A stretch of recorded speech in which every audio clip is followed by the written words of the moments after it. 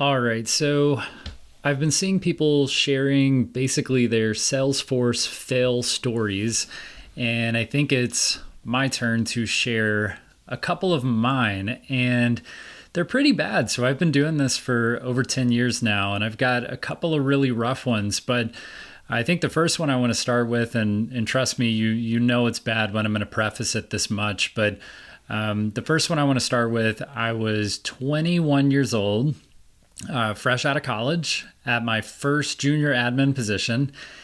And I had that young energy of just thinking everything was funny and that there was always humor in pretty much anything you could be doing. And as with any Salesforce job or most Salesforce jobs, you're going to be troubleshooting. And I talked to a lot of end users. And some of the end users were really adept and they could figure things out quickly.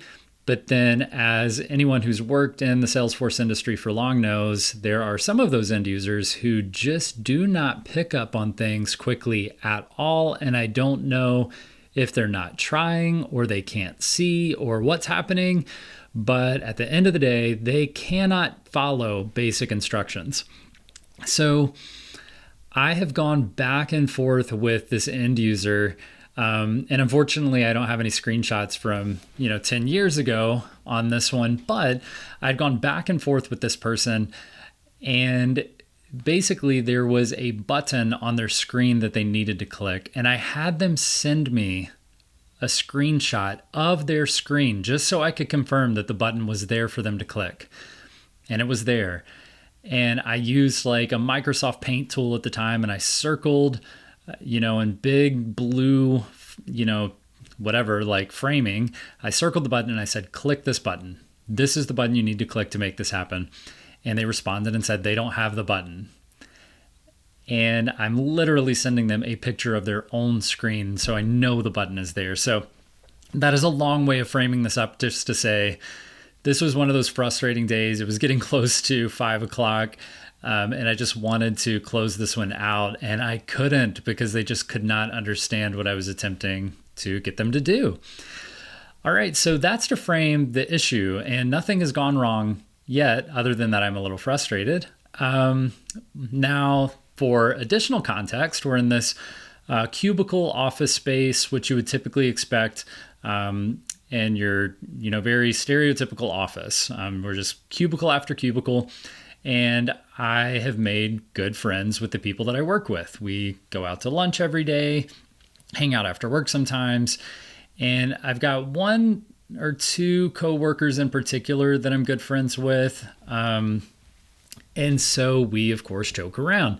And there was this song by Flight of the Conchords, and I'll try to play it over here to the side in a little box. So hopefully you're seeing that now. And what you're going to find is that sort of the humor of the song is that they don't technically use any curse words. They say things, but they just leave off the first letter. And therefore it's considered okay, or I think that's sort of the concept of it, right? So I made the classic mistake of I was going to joke around and forward an email to one of my coworker friends.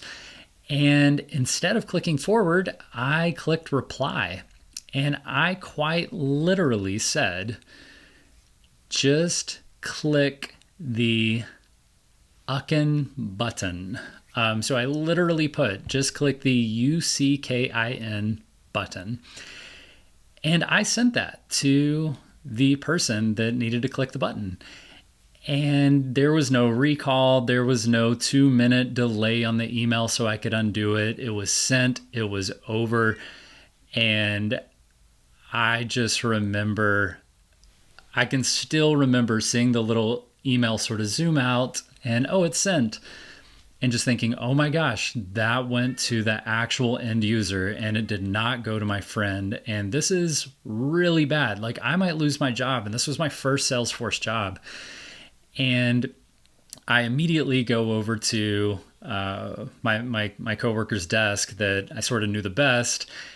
And I said to him, and he might comment here, he might not, but I just said, oh my gosh, I really screwed this up. And the first thing he said was, am I involved? Am I somehow copied on whatever you just did? And I was like, no, you're not copied. Like, and so then he felt better. And I still talk to him today, and he says that he remembers the clothes he was wearing the day I told him that I had sent that email to an actual end user at our company.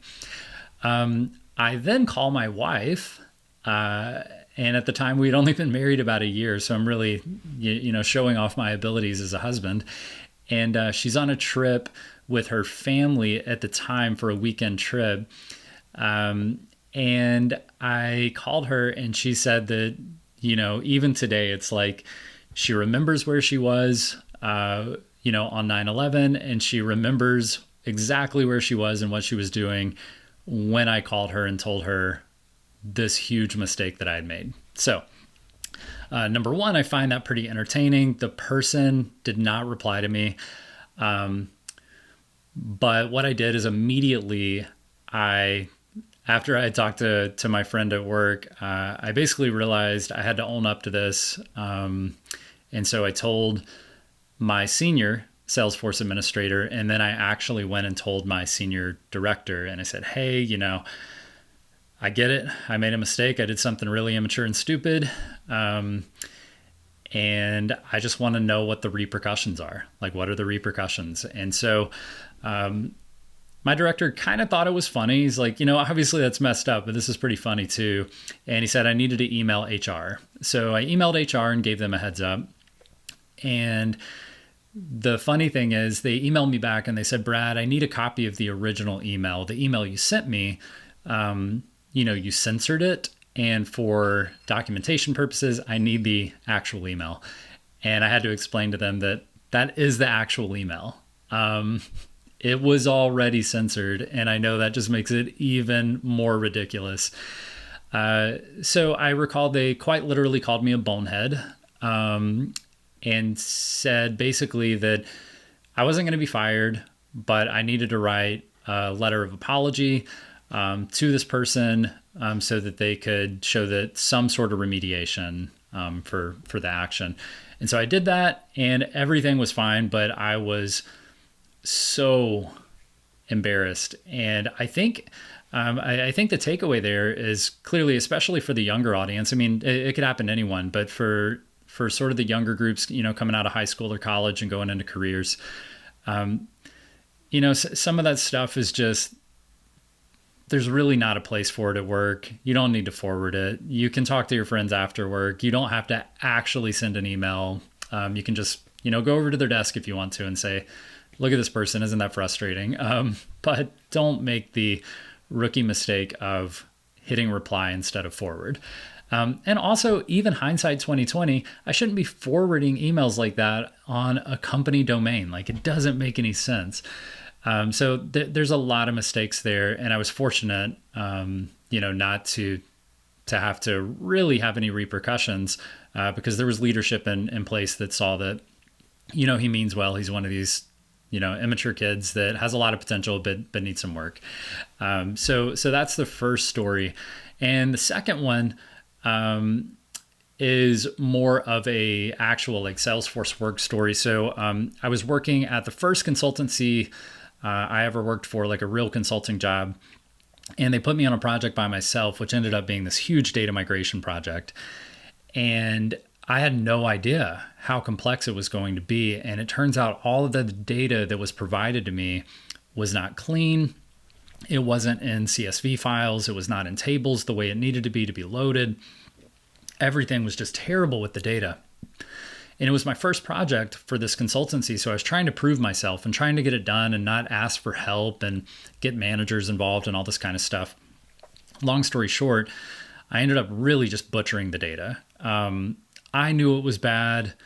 I couldn't even wrap my head around, what I had done wrong or why it looked so poor. Just was not going into the system correctly, wasn't related to the correct tables. There were opportunities that were associated to the wrong contacts, and it was just really bad. And I wasn't sure what to do. And eventually, I'd gone so far that the client was just like, what on earth are we looking at here? Like, why is this so bad? And I got my manager involved. And this is another one of those rookie situations where it turns out the contract with the client is that the data has to be clean and it has to be in CSV files. And we're not putting man hours into cleaning Excel spreadsheets, because that could be, an endless project. And this is a very quick project, not an endless data cleanup. So my manager stepped in and basically explained that, yes, Brad did the wrong thing. He loaded the data. He should have told you to clean it before he ever touched it, per our contract. So actually, one of my coworkers from the previous story I told was the escalation point and got involved.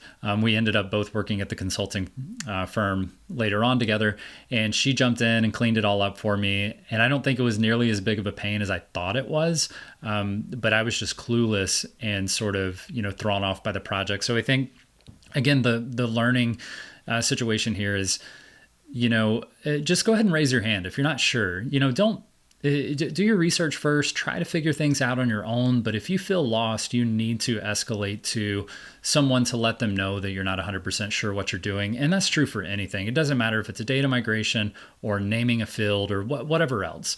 Just be sure that if you don't know what you're doing, it's okay to ask for help. You're never going to be the expert on everything. And you should sort of keep that the rest of your career. So I've certainly enjoyed sharing some of these, kind of ridiculous stories. There are plenty more, but those are the two that stand out to me when I think about what are the things you've screwed up the worst in your career. And I think looking back in a 10-year career, if that's I think the one email is pretty rough, but the data migration, stuff like that's going to happen. You just have to be understanding and willing to, basically let your pride go out the window and just know that, hey, I need help, and be willing to ask for help. So I hope you found these funny, or somewhat, maybe you learned something from them. But if you have your own story to share, it'd be awesome if you, leave that in the comments, or let me know what you've done that's been so horrible in your career. And I think hindsight 2020, we can look back and sort of laugh at some of these mistakes we've made, knowing that they ended up making us the professionals that we are today.